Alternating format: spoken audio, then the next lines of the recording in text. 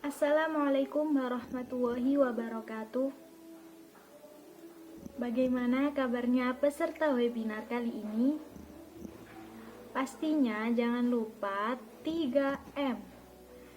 Mencuci tangan, menjaga jarak, dan memakai masker. Nah, webinar kali ini judulnya adalah peran orang tua dalam pendidikan anak di era pandemi COVID-19. Wah, menarik sekali ya.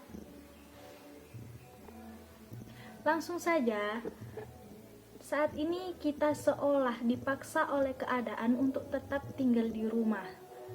Apa sih manfaat yang didapatkan selain untuk menjaga kesehatan dan mencegah tertularnya wabah berbahaya COVID-19 ini? Pastinya manfaatnya banyak sekali. Kita bisa di rumah berkumpul dengan keluarga, waktu kita banyak dengan keluarga. Nah, mari menangkap makna di balik peristiwa, melihat sisi baik dari setiap keadaan.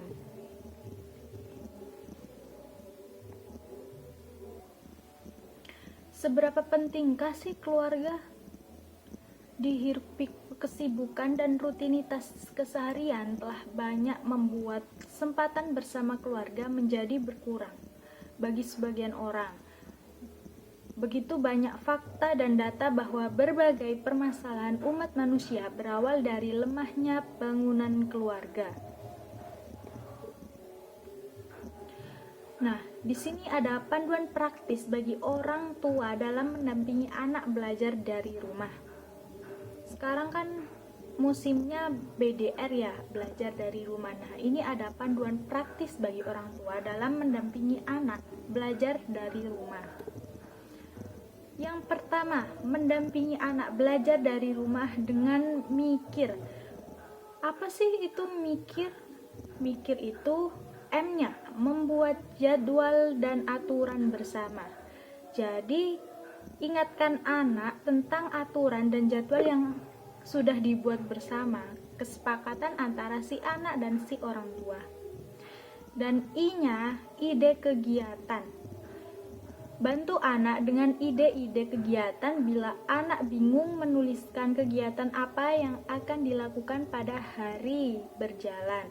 Nah, ide kegiatan ini orang tua semestinya membantu anak dengan ide-ide yang kreatif, inovatif. Jadi kalau belajar di rumah itu anak tidak bosan gitu. Terus K-nya, K itu komunikasi positif. Bangun hubungan yang positif dan selalu bertanya dengan positif, terutama ketika anak akan memulai sebuah kegiatan.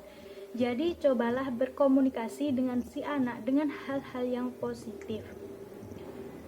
I, ingatkan waktu dan introspeksi. Jadi ingatkan anak-anak tentang waktu yang mereka miliki untuk sebuah aktivitas. Ingatkan atau introspeksi diri kita sebagai orang tua. Terus R-nya, relasi dan refleksi. Orang tua bisa melakukan refleksi tentang apa yang sudah dilakukan bersama secara informal dengan mengobrol atau sambil makan. Jadi kalau sudah belajar itu bisa direlasi atau refleksi kembali sambil makan atau sambil bermain gitu ya, biar anak itu paham apa yang dipelajari tadi. Lanjut.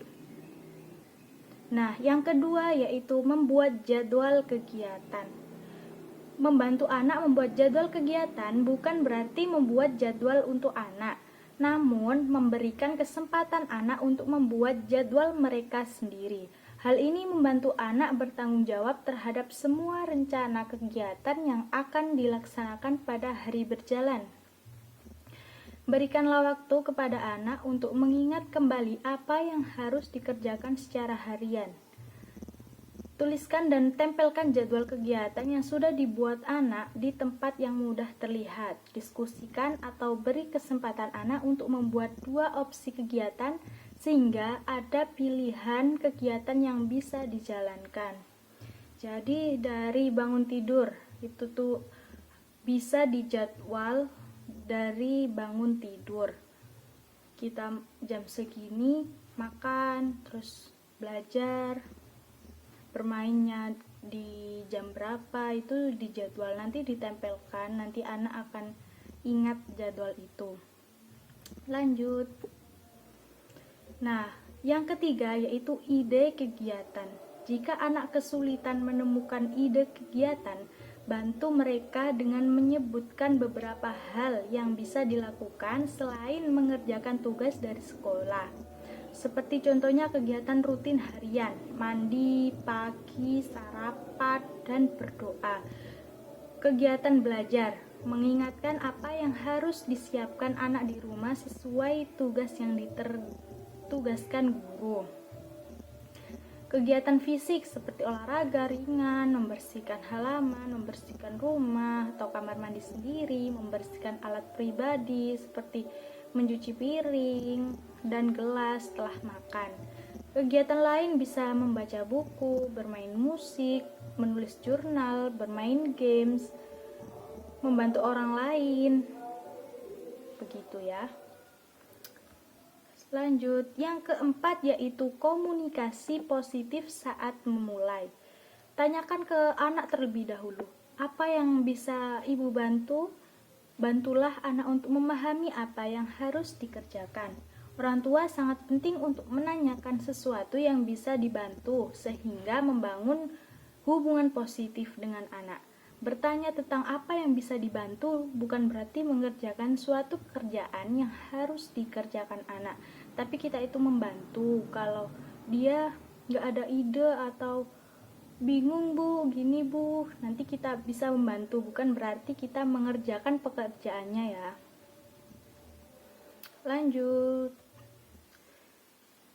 Yang kelima yaitu ingatkan waktu. Ingatkanlah jadwal kegiatan dan waktu yang akan sedang dan telah digunakan anak. Mengingatkan kegiatan yang sudah direncanakan bisa membantu mereka mencapai target mereka. Jadi, kan tadi sudah dijadwal. Nah, untuk orang tua itu ingatkan waktu yang sudah dijadwal tadi. Misalnya, jam 7 sampai jam 9 waktunya belajar. Nanti setelah belajar itu waktunya bermain. Jadi sebagai orang tua itu kita harus mengingatkan. Lanjut. Yang keenam yaitu introspeksi orang tua serba tahu. Maksudnya apa sih? Nah, ingatkan diri kita masing-masing sebagai orang tua, bukan orang yang serba tahu segalanya. Respon seperti ini bisa juga orang tua katakan kepada anak, maaf ayah belum punya jawaban untuk pertanyaan itu nak. Sekarang mari kita cari bersama jawabannya dan kita diskusikan bersama. Jadi kalau anak bertanya dan si orang tua ini jangan terlalu serba tahu gitu ya. Jadi biarkan nanti kita diskusi bersama, biarkan anak berdiskusi dengan kita. Lanjut. Nah, yang terakhir yakni refleksi harian. Bantu anak untuk melakukan refleksi tentang apa yang sudah dikerjakan pada hari itu. Lakukanlah refleksi dengan anak dalam aktivitas santai, sambil mengobrol di ruang keluarga, menjelang tidur atau saat makan malam. Jika anak diharuskan mengisi checklist kegiatan atau semacamnya, bantu anak untuk melengkapi sebelum tidur. Bagaimana perasaanmu hari ini? Atau apa yang sudah berhasil dilaksanakan dan apa yang belum dilaksanakan? Apa yang membuatmu senang, nak, sedih, kesal, atau bahagia? Nah, sebagai orang tua itu kita harus bertanya, tadi kita belajar apa sih pas waktunya ini? Nah, refleksi harian ini kita bisa tanyakan, tadi itu belajar apa sih? Tadi itu kalian merasa senang atau sedih saat belajar?